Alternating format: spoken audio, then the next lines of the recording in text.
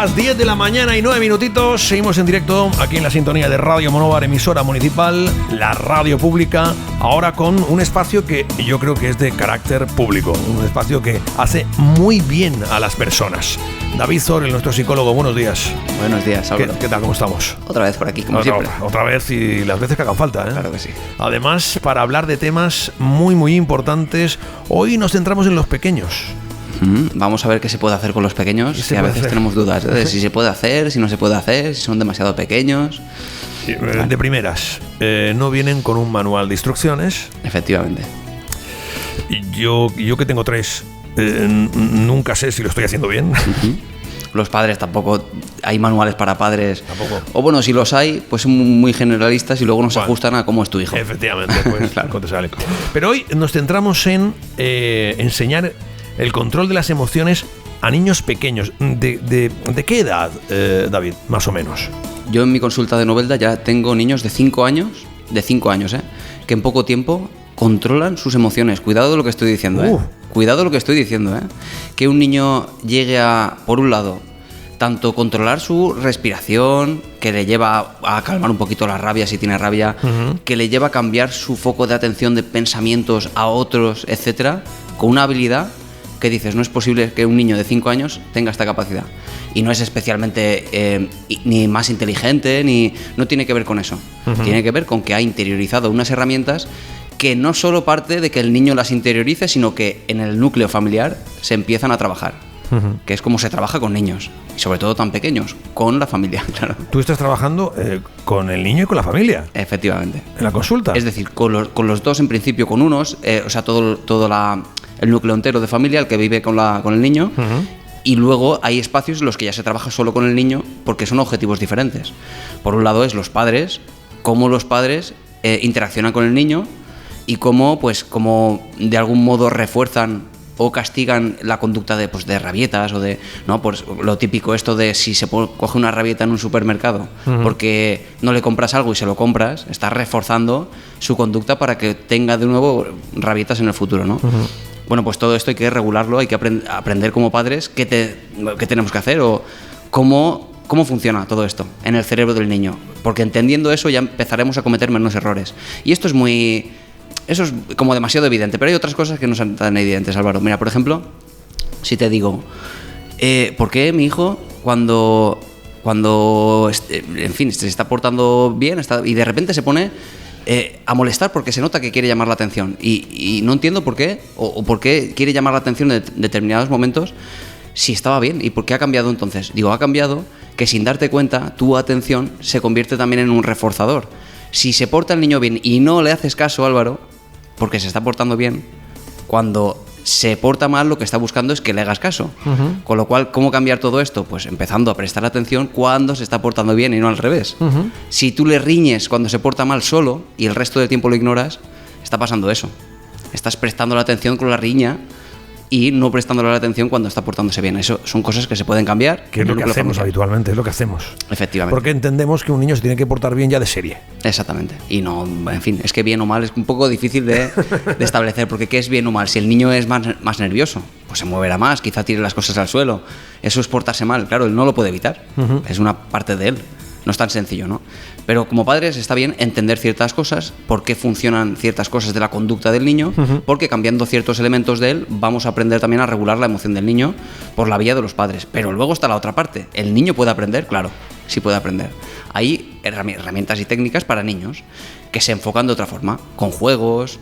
Pues claro. Por ejemplo, mira, está esta técnica que es el tren de las emociones, que es la forma de representar cómo funciona una emoción, pero para un niño, diferenciando las partes en ese proceso emocional.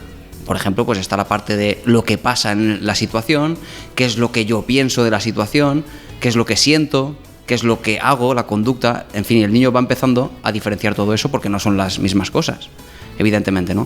Y cuando un niño llega a establecer esas conexiones, dice, bueno, entonces, si pienso diferente, cambio mi emoción, dejo de sentirme así. Bueno, digo, vamos a verlo, vamos a experimentarlo, ¿no? Y te cuento un ejemplo de cómo mi hija gestionó una situación parecida, de una frustración, una rabia que podía haberse convertido en un enfado, y lo reguló muy bien. con pensamientos, para que veas. Y hemos hablado muchas veces del poder de los pensamientos. Sí, claro, claro. ¿Recuerdas la semana pasada cómo el político pensaba con sus pensamientos, ¿no? Pensaba que el auditorio estaba lleno de melones. Bueno, pues es un pensamiento, ¿no? Como un niño cambia sus pensamientos por otros menos ansiógenos, le da más tranquilidad, ¿no? Y recuerdo que me decía que una amiga del cole que había cambiado de cole ya no quería ser su amiga, porque ya no era parte de su colegio. Claro, esto a un niño le puede afectar y decir, claro, ya no valgo, me deja de hablar o deja de ser mi amiga porque yo no valgo. Eso es un pensamiento habitual. Pero ¿cómo cambiar eso? Y yo recuerdo que mi hija me explicó que ella enseguida cambió el pensamiento por otro, que fue, pero yo tengo nuevas amigas y tengo una vecina que es maravillosa y tengo... Es decir, claro, ¿cómo cambias el foco de un pensamiento que te da rabia, que te da ansiedad, te da miedo, por un pensamiento que te da cosas muy diferentes? Que es, por ejemplo, pues lo bueno que tienes. Lo positivo, ¿no? Que tienes, claro. Efectivamente. Y fíjate qué relación tan directa, ¿no? Entre un pensamiento y la reacción emocional. Me viene a la cabeza, David, aquel vídeo que hablabas tú del niño con la rabieta en el supermercado, ¿no? Y cuando el niño pilla la rabieta en el supermercado, el padre también hace lo mismo, ¿no? Y pilla la misma rabieta, ¿no? Y el niño se queda paralizado. Y dice, ¿qué está haciendo mi padre, no? No sé si esto es bueno o es malo. Imagino que no es bueno, ¿no? Que es únicamente un vídeo que pulula por ahí, ¿no? Bueno, de nuevo, Álvaro, ¿te acuerdas que decíamos la semana pasada que esto no hay técnicas generalistas? Si eso te funciona, genial. Pero, claro... Es un poco drástico, ¿no? Probablemente lo intentes tú y no te salga. Y digas, entonces, ¿por qué el vídeo funcionó? Sí. Probablemente porque esté el vídeo, pues un poco... Sí, claro. En fin, manipulado. Es un vídeo, ¿vale? Probablemente no sea lo mejor. Sí. Lo mejor es precisamente lo contrario. Y esto se llama la técnica de las autoinstrucciones, ¿vale? Que tú, como padre, regules tu emoción delante suya y digas, estoy un poco incómodo en esta situación porque estás rabioso y yo me estoy incomodando. Y tú se lo verbalizas, ¿eh? Sí. Me estoy empezando a incomodar. Pero es cierto que voy a pensar que, hombre, tienes 5 años y yo soy tu padre y yo tengo que entender que tú eres pequeñito, y todo eso se lo estás verbalizando porque tú estás procesando esa energía que tú tienes en el cuerpo de tal manera que, bueno, controlas tu emoción de rabia. Y si tú eso se lo verbalizas, si tú modelas, que es como se llama, eres modelo de esa herramienta, él lo va a interiorizar porque es lo normal para él. Es lo que hace su padre y lo que hace su madre. Y eso es muy interesante porque él realmente aprende como algo natural, que es así. Y luego lo hará también. ¿Esos modelos se repiten? Es decir, si los papás tienen problemas, ¿es un reflejo que en los niños sí? Claro. De hecho, en la conferencia que tuvimos hace poco, el jueves pasado, hablamos de los apegos. Y si un niño tiene un apego evitativo, es decir, un apego en el que su madre, su padre fueron fríos, inexpresivos, ¿qué aprende el niño? Aprende que el miedo pues duele, que el miedo es doloroso, que el miedo, que el amor es doloroso, ¿no? Que de algún modo la conexión emocional con una persona, el vínculo, suele doler, porque es lo que ha aprendido de su madre, y eso lo ha aprendido, le parece normal, y va buscando en el futuro eso, relaciones en las que duele el amor, en las que me gusta que nos peleemos. Eso es lo que va buscando. Se aprende, claro que se aprende. Naturalizas el dolor y la relación, de algún modo, pues tóxica, ¿no? Claro. ¿Sabes lo que pasa? Que cuando hablamos de niños es algo tan... Somos adultos ya, pues, pero los niños es algo tan sumamente difícil, ¿no?, de tratar. No sé si en las consultas igual, ¿no, David? Bueno. o quizás me digas, no, es que hay veces que es más fácil, ¿no?, un niño que un adulto. Bueno, es diferente. Porque...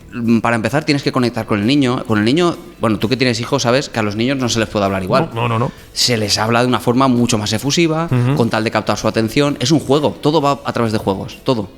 Y es maravilloso. O a través de metáforas, con cuentos. Hay una técnica que se llama la técnica de la tortuga, que es cómo nosotros le explicamos eso mismo que está pasando en una situación mediante una metáfora de un cuento, de una tortuga que se mete en su caparazón, exprime su rabia dentro del caparazón. Es decir, el niño conecta con eso y se produce pues una asociación en su cerebro de qué es lo normal de nuevo. Y no solo con un cuento, sino que yo también aplico esta terapia que me encanta con niños. La terapia de muñecos. Cuidado. A ver. Que es como tú vas a jugar con ese niño, con muñecos, con peluches, por ejemplo, y tú vas a jugar precisamente a eso, a que hay un peluche que es muy rabioso, que no controla su rabia, y hay un peluche que es muy miedoso, le da miedo a algo, y cómo va a exponerse, como si tuviera una fobia a algo, cómo se va a exponer para quitarse esa fobia, y cómo el rabioso va a controlar su rabia, y todo ese proceso se lo estás contando al niño. y cómo lo construye el peluche, ¿no? Como si fuera un personaje con el cual se va a identificar el niño. Es maravilloso eso. La peli de Disney, ¿no? De las emociones, ¿cómo era esta? ¿No? Era Inside Out. Inside Out. Muy buena, muy buena. Gran película, ¿no? Sí. Bueno, pues David, muchas gracias por darnos estos consejos, por aparecer por la radio pública para, de verdad, en 10 minutitos ponernos al día de temas tan importantes y en esta ocasión tocando a los más pequeños que son, ya te digo, en ocasiones, pues esas personitas a las que tenemos que, entre comillas, domesticar. Sí. Y vamos, hay veces que nos volvemos locos, de verdad. Yo ocasiones en las que digo totalmente. que venga un psicólogo y que lo haga él, porque es que no sé por dónde salir. Y son la sociedad de la hora y del futuro. Es que tenemos que educarlos. Es que hay si que no... educarlos y educarlos bien, porque efectivamente Claro. son nuestro futuro.